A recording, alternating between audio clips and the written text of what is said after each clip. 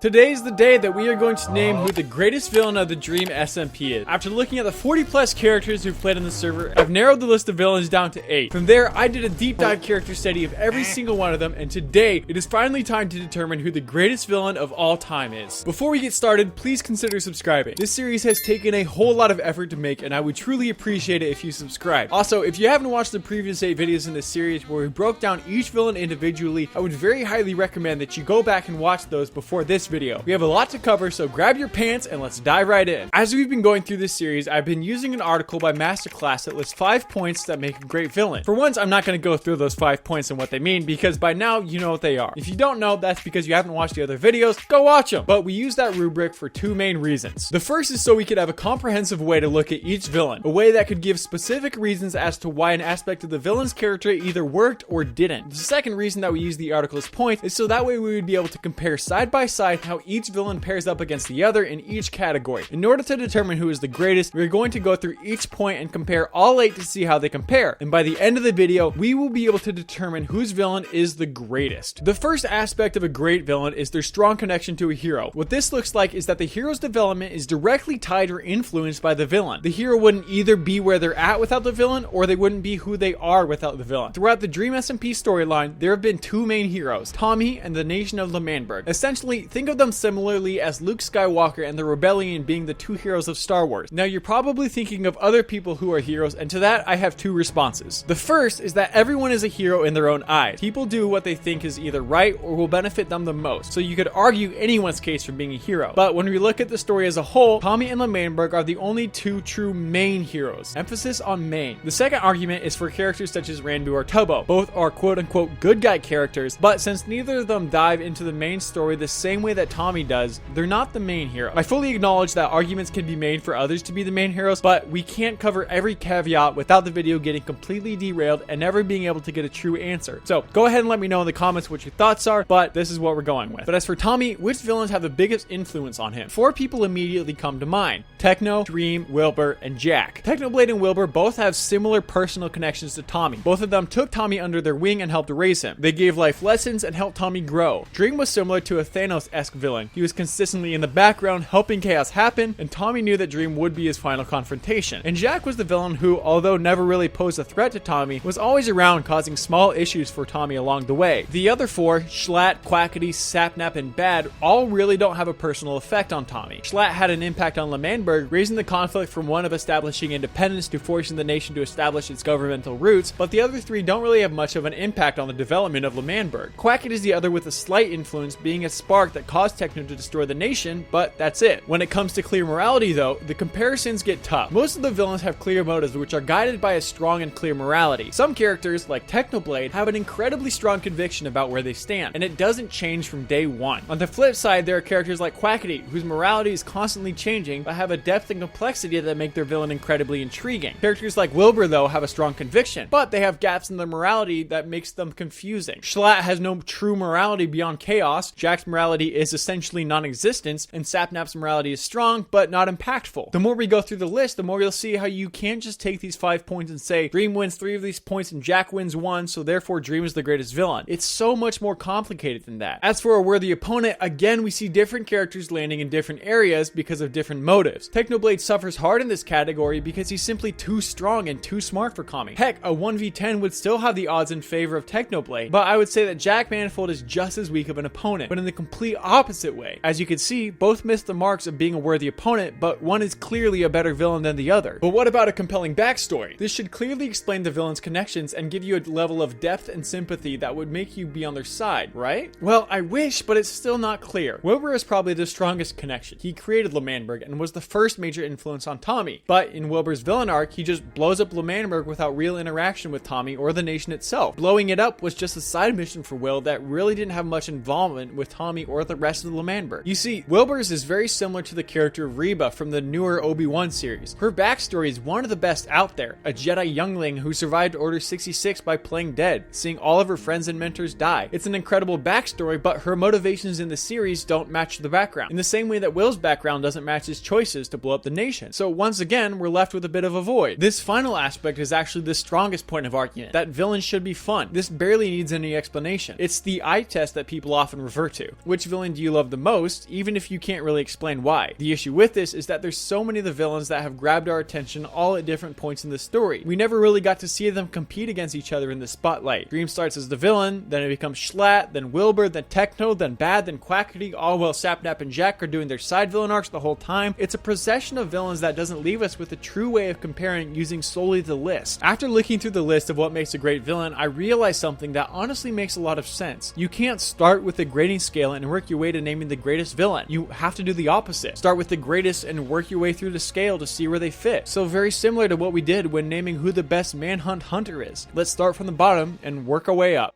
Now, it's no real surprise that at the bottom of our list is Jack Manifold. We can start with the fact that there's a large chunk of people who never actually realized that he was playing the role of a villain, not only by the standards that we see his actions portray, but even in his own words. But when you look at what Jack has done on the SMP as a villain character, you really can't name any of his villainous acts. In fact, the most devastating thing that Jack did was claim Tommy's hotel, but even then, everyone just blew Jack off. I mean, what else has Jack done as a villain? He 1v1 Techno in the aftermath of the final Amandberg War. There really needs to be an official name for each of the 3 wards. Let me know in the comments what you think each war should be called, or if there's some lore name that I'm completely oblivious to. But the point is that Jack hasn't done anything meaningful. When we looked at Jack as a character, the only category that he had any remnants of strength was in his connection to the hero. But once again, even with that point, it was a byproduct of the proximity more than a purposeful connection that led to the growth of the hero. Coming in the 7th slot is Sapnap. Sapnap is in a bit of an odd position. You see, when we looked at his character, we recognized that he actually has a very strong morality. Not one in the sense that it makes it complicated and he makes the heroes question what is truly right, but it's one that doesn't change over time. Sapnap is heck bent on chaos. When Sapnap comes around on the server, whether it's lore or not, you're in fear for your life. If Sapnap randomly attacks you, you wouldn't in the slightest be surprised. He has one of the highest kill counts on the server, outside of lore mostly, but characters outside of the script still contribute to how we see them when they're in the script. But the biggest reason more than anything is when you look at the server-wide impact of something Sapnap has done. Sapnap was the cause of a battle where we got to see Dream and Techno team up for the first time. Look at what Sapnap is most known for on the server: killing pets. He has done this many times over and the repercussions have been minimal. He has small little kerfuffle with Fundy and Nikki, got some of his stuff griefed by Tommy, but then it all worked its way up to a boiling point that causes an actual battle to break out. Yes, the battle didn't really have any impact on the larger Dream SMP, but nonetheless, the actions of Sapnap started small and built him up to a climactic ending. I mean, look at it. Sapnap's character changed after that point. No longer did he aimlessly go around killing pets, but rather became much more of a background player. The point is, there was at least an arc to his villain character. Whether small or large, there was a story. At number 6 is none other than Quackity. Quackity is one of the most complicated villains on the Dream SMP. His actions beautifully reflect his convoluted and confused morals. We talked about how his morals are a mix of his own beliefs that people are inherently good and that in order to let them flourish, you need to support them, and then the opposing side that Wilbur taught him, which is that you need to break people down and to get your hands dirty in order for others to be able to be good people. As for a fun side, Quackity is the one character who actually creates full-on movies for his lore. His cinematic shots and soundtrack choices are beautiful, helping drive the emotion that he wants you to feel. But why does he land so far down? Well, it's largely his impact. Quackity doesn't have much of an impact on the main storyline of events. I mean, his only real contribution was going after Techno to execute him, and that was really only a spark to light a larger fire. But you have to look at impact in relation to the heroes as well, and this is where he lacks the most, but it's purposeful. Like we talked about, Quackity is a villain who goes after other villains. His story revolves around the goal of becoming the most powerful villain out there. He manipulates a prison guard, tortures the most powerful man on the server while in prison, goes after the villain who protects an otherworldly god, tricks the most powerful warrior, builds his own empire, and creates his own minions. He's ripped straight out of a comic book and put onto Twitch.tv. But again, his impact is near negligible. He's just kind of there. He gives weird life lessons that are obviously flawed, and even when he traps the strongest enemy in prison with Dream, when Techno escapes, he doesn't even care about Quackity, but just goes back to rescue Dream and Ranboo, and then he just goes away. Heck, Quackity straight up says that Techno is his greatest enemy, but it's blatantly obvious that Techno doesn't even see Quackity as a semblance of a threat. Quackity's character is incredibly deep and well written, yes, but as for the impact he has, it's so incredibly low that this is where he has to stand on the list. Coming in at number 5 shouldn't be too much of a surprise. It's Bad Boy Halo. No, I'm not going to explain how Bad is the greatest hunter and the greatest villain, let's not get too carried away, but Bad is definitely one of the weirdest villains on the Dream SMP. To start off, Bad had a fairly good backstory to get him to where he's at. You see this balance of dark and light fighting for the guidance of Bad's soul, with evil ultimately winning out. His actions slowly go from just wanting to be near the egg to wanting to forcefully spread the egg's influence. And this is why we put him at number 5. It's impact. If you haven't caught on by now, don't worry, because I'll keep reminding you, impact plays a huge role in where the villains stand. The actions of a villain, no matter how complex, can all mean nothing if the impact isn't there. If what you do doesn't affect others, then it's all for naught. Bad gets the whole server to be impacted by the presence of the egg, whether they want to be a part of the story or not. In addition to the massive spread of the egg in a literal sense, Bad causes the spread in a psychological sense as well. Bad consistently coaxes character after character to come down and visit the egg, even creating traps that would cause people to be stuck near the egg for extended periods of time. The reason that this is important is to show the strength of Bad's morality. Never at any point do you believe that what Bad is doing is right, that Bad is on the right side of history, but his dedicated conviction to his beliefs becomes his strength. Even when addressed with solid reasoning and even pleas for Bad to leave and destroy the egg, he stays convicted by his beliefs. When we looked at Quackity, we saw how his moral compass is complex, and even to this day, changing. But as for Bad, his compass is set, and that gives him strength. But again, let's look at impact. Bad got many people on the server to come and join alongside him. To do that, even when he's clearly on the side of evil, is a strong enough impact on its own. But unlike Quackity, Bad's actions causes everyone on the server to take notice, and even beyond that, for the server to see Bad and the egg as enough of a threat that they need to fight back. With Quackity, people know that Los Nevadas is out there, but no one really cares what he does, because he doesn't affect people. But Bad causes the server to rally in a cause against him, which is what propels him to the 5th spot. At number 4 is Schlatt. Schlatt is actually way more similar to Sapnap than most people recognize. Both villains whose goal is to disrupt the planned procession of a peaceful timeline with no real goal beyond that. Schlatt doesn't have a backstory that brings a compelling narrative and a sympathetic side to his character, but he shines in other areas. When we talked about Sapnap, we mentioned that his character caused a battle as a repercussion for his actions, but it didn't have a real effect on the heroes, nor did it affect the nation of L'Manberg. But Schlatt's impact on both of those nations were immense, and this is where he surpasses Quackity. L'Manberg was held together by a 3-strand rope of Wilbur, Tommy, and Tubbo. Wilbur guided the way, Tommy and Tubbo followed. But Schlatt came in and pulled the strand of Wilbur out. His actions did something that Dream couldn't do before, causing the nation to be destroyed. It was Schlatt who caused Wilbur to become a villain, but most importantly, it caused Tommy to grow. Before this point, Tommy hadn't done a whole lot of character development. He had made sacrifices of his disc in order to secure the independence of a nation, but after that, he just fell back in line and let Wilbur lead. But when Schlatt came along, for the first time, Tommy was forced to make decisions of his own. He questions Will's leadership, recruited new allies, and set himself up in a position where his character would continue to flourish. Schlatt was the catalyst for all of this. For those of you who haven't gotten as far yet in chemistry class, a catalyst is something that speeds up reaction. It lowers the temperature or pressure for that reaction to happen, and this precisely is Schlatt. Tommy and Wilbur's character's growth mostly all happened in the depths of Poctobia, but not in direct confrontation or in reaction to what Schlatt did. Schlatt got it going, but the growth was between Tommy and Wilbur. It was Schlatt who caused L'Manberg's foundation to be destroyed, leading not just to the second war, but to the third subsequently. Schlatt took a timeline that had come to an end and had found peace, and completely uprooted it, ultimately being the cause that began the nation's true path to ultimate destruction. And for that reason, he comes in at number 4. Now to the top 3, and taking the 3rd spot is none other than Wilbur Soot. When it comes to iconic villains, Wilbur is the first. Yes, Dream was, by technicality, the first villain on the Dream SMP, but at that point the storyline wasn't really iconic. In fact, Dream was just playing the role of a warrior in opposition to L'Manberg, but Wilbur started as a hero and turned into a villain. Let me get the one plot hole out of the way. The overnight choice that Wilbur had to go from being the hero to destroying the nation of L'Manberg. It was definitely sudden and out of place, but we can't look at this one issue and say that it invalidated the whole villain arc of Wilbur, because it didn't. To start off, Wilbur's backstory is incredibly strong. I mean, not only did he create L'Manberg, but essentially he created Tommy. Tommy's actions revolving around the nation all came from Will. To go beyond just Tommy, Tubbo was also created by Will. Tubbo, in fact, is a mirror of the hero that Wilbur was, rising to power and leading a nation against Dream and any other adversary that came their way. In fact, both of these main hero characters were a result of Wilbur and are a testament to him as a character. But this is where things get oddly complicated, but yet help Wilbur's case out immensely. When we looked at Wilbur's morality, we realized that it was the weak point. The jump from trying to save his nation to suddenly wanting to destroy it was not at all something that helped his case. Switching sides on a whim make his character much weaker, but the key to this point actually comes in the same lore string when we first talked about Quackity. In this scene, we realize where Quackity's twisted morality comes from, a broken Wilbur. But we also see that this is the morality that Wilbur was dealing with. The idea of control, power, and revolution. In the moment that Wilbur suddenly changed morality, he decided to become a martyr. He chose to die and take the nation along with him, but he did it for a reason. He did it because what he created was gone. Wilbur had an ideal. He poured his heart and soul into creating something that he loved, and it was all taken away. He had nothing left. He stuck to the conviction that L'Manberg was fully his responsibility, that it was about him. With this in mind, the path he went down makes sense. It's only logical that he would destroy his own creation, because its existence marked his failure. But what makes his character the strongest is what followed. After Wilbur destroyed L'Manberg, and after he died, the nation was rebuilt. But this time, it was different. It wasn't created under the guise of being separate from the rest of the Dream SMP, but rather to be made as a nation of freedom. A nation where all could enter. Wilbur's self-sacrifice produced a nation that was far stronger and far better than the one he created. Wilbur won.